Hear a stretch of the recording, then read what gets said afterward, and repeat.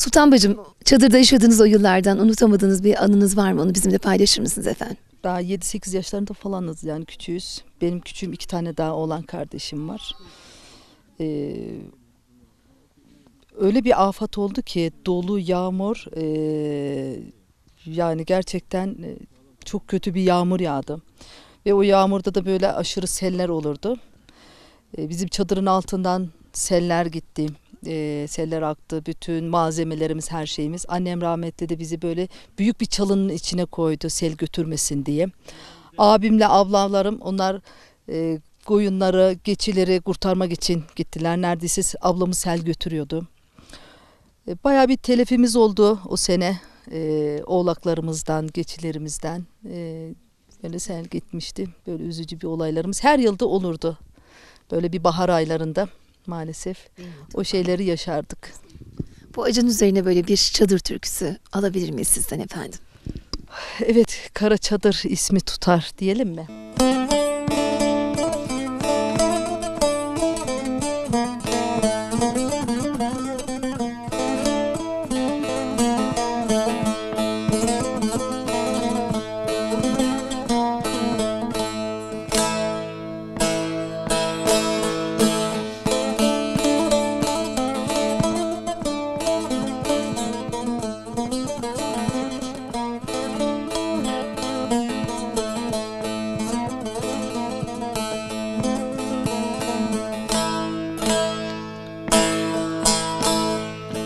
Kara çadır ismi tutar, Mardin tüfek pas mı tutar? Ağlayanım anam bacım, elin oğlu yas mı tutar? Elin oğlu yas mı tutar?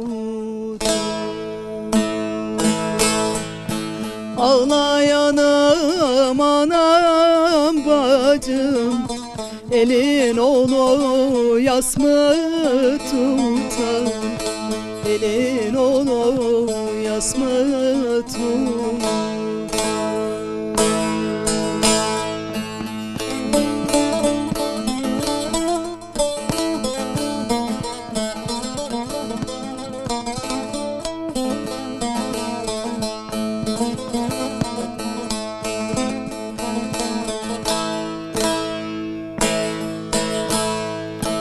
Yemen yolu çukurdandır, Karavanım bakırdandır.